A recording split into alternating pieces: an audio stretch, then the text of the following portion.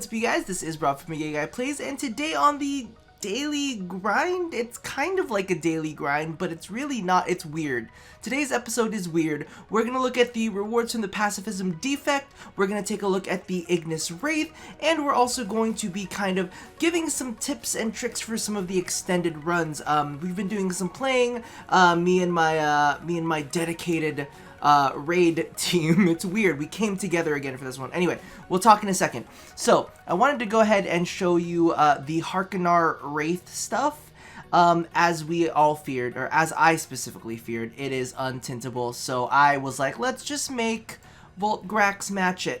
I'm sorry that we did this to your beautiful, beautiful skin, Faven, but I mean, this is the closest to good it's gonna get. Those are actually the emblems that you get from the first round mission.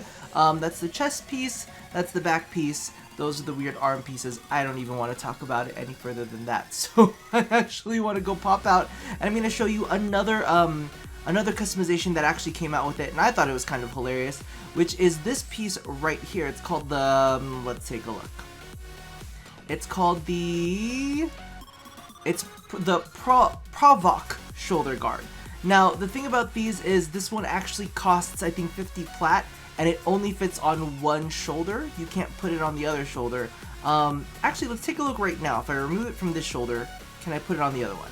Just for the testing purposes, because it might only go on the right or left shoulder. It only goes on one shoulder. I know that for a fact.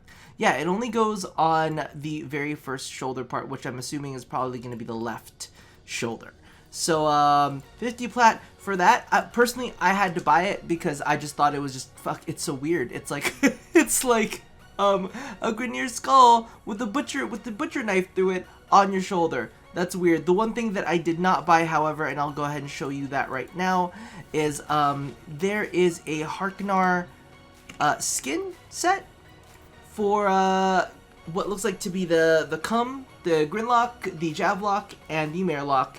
Now, honestly, I hate that coloration. I hate the patterning. I'm not a fan of any of it. So part of me is probably not going to buy this one.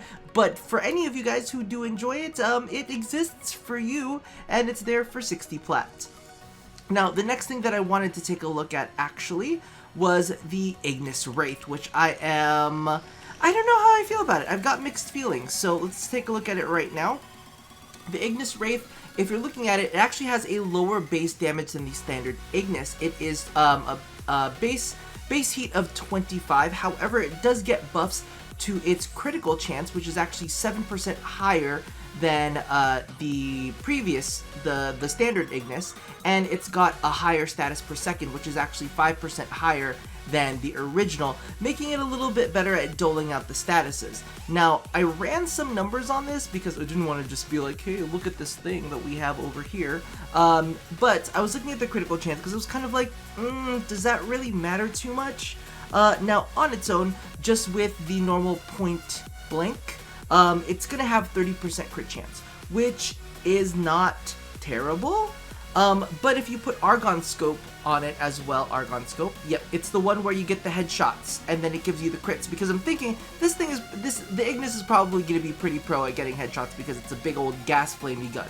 So you're looking at 46.2% crit chance, and I'm like, 46.2% is not terrible. I was like, that might actually be pretty decent for a continuous fire rifle that is like made at spewing out gas. So I'm gonna say that might be a possibility for a build, and I actually went ahead and did some numbers on its status chance too, and it's actually gonna be looking at if you put all of the elemental status mods on it, you're looking at a 102% status per second. Now, as we know, status per second works very, very differently from just straight up status, but it is an improvement from its original, which is 85%. So you get a decent jump there in the status applying ability of this thing, but you have to put up with the ugly, ugly, ugly skin. So Actually, we should take a look. Before I pop out of this, we're going to go ahead and take a look at the original and see if we can slap a skin on it. But yeah, the only other thing about this is it has a magazine increase from 150 to 200. So I'm going to say, even though it loses a little bit of base damage, its supplemental stats are more than worthy of making up for it. And just as you guys remember, this is going to be under the clan participation thing that is happening with the operation. Now, let's just take a look at the Ignis real fast, because I am very curious to see if there is any kind of skin that we might be able to slap over that disgusting piece of crap. Because I'm going to be honest with you, every time I see the Wraith stuff, I'm like, literally, you look like a cell phone case from like 2002. Like, it's pretty fucking bad. Appearance, no skins. Well, for everybody in Fashion Frame, you're just going to have to cry yourself sleep tonight. Now, as you can see, and of course this is far from the best. I'm going to be working on this with probably a couple of my clanmates later on sometime in the weekend, but we were able to break 200. Actually, the 200, shh, don't tell my clanmates, because my clanmates were fucking around. They wanted to test around builds, and we got like 700 something for personal bests. But I actually went in with a pub. I just hit public, I jumped right on in, and we actually were able to extract over 200 units from the tier 3 part of the event. Now, the way that I did that is I actually ran a Pacifism Equinox, the Peaceful Pacifism Equinox, which is, let me go ahead and show you her build right here, just because we're talking about how to win this thing. And this one was actually pretty fucking... It worked pretty fucking well, which was this build right here. And basically what happens is a lot of people want to use Nova for her slow, and then people want to use Trinity for her heal, and I was like, well, technically with Equinox I could kind of do that because of Peaceful Provocation. The only thing that I warn you about is you might want to take a look at adding some sort of power. I haven't tweaked the build quite, yet, but if you want to fuck around with this build a little bit, take a look at increasing your power pool, because what I found is once we got up to level 200, the Eximus there actually really started doing a damn good job at sapping your energy. And because of the fact that there are no tells that those Eximus are around, they can really start chipping away without you even noticing it. Or as you're escorting enemies, you might not notice them in like a massive pile of these energy drainer Eximuses, and once that slow goes down,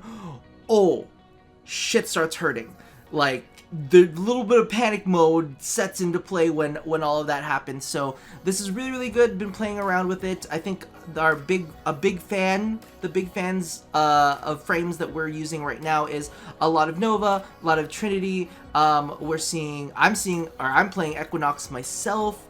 Those are kind of the ones that stand out in my head. Ember's doing really well, doesn't quite scale as well, but as long as you're using Firequake, it does tend to keep enemies off of their feet, and everything seems to synergize pretty well. If me and a pub group can do it, you guys should be able to break that 1,000 pretty easily with something a little bit more organized. So that's kind of my input on all of that. I hope you guys kind of enjoyed it. It was very quick, but I wanted to make sure that you guys kind of got all of that information out there for you guys. If you guys have any strategies that you think are really cool, I've heard a lot of people talking about using Limbo for this, and I haven't gotten to use Limbo myself on this, but I see where your mind is working, banishing all those peoples and whatnot. But yeah, let me know if you guys have tried that, or if there are any other strategies that you guys think are really good that you personally, okay, don't just talk about it, be about it. Like, be about it. Don't say, I use this sick-ass ninja build, and there's this, it's gonna be perfect for the event, but you haven't actually done the event yet. Don't be that person. Be the person who broke 1,000 and is coming in and saying, hey, listen, this is a sound strategy that I used myself, that I used to break this much. This was our team comp. You can put that in the comments. Usually I don't ask for those things. I don't want those things, but I'm saying now, if you've done it, you've broken the 1,000, and you've been like, look at how dope I am because me and my team broke 1,000, then go ahead and leave that in the comments below, along with if you've used Limbo, because I'm really curious to see, like, I'm like, that could really be a thing, but if you haven't, keep it to yourself, okay? Or you know, let me know what you're gonna experiment with. But don't tell me it's badass until you've proven yourself to be a badass. And that's pretty much it for this episode. I figured I just really wanted to kind of show you guys what the Ignis Wraith was like on, you know, statistics-wise, on paper-wise. We never know. There might be something super secret that they've added into the Wraith. I don't think that there is, to be honest with you. There probably isn't anything amazing with the Wraith. Like, maybe its secondary fire shoots a massive explosive fireball that leaves a trail in its path. I really don't think that that's going to be a thing. But you know what? We can all hope and we can all dream, because right now it just looks okay. So with that said, love somebody, hurt nobody, and touch your body. I will see you guys after the dev stream, actually. We'll be checking in after the dev stream tomorrow. I'll talk to you guys later. Bye-bye.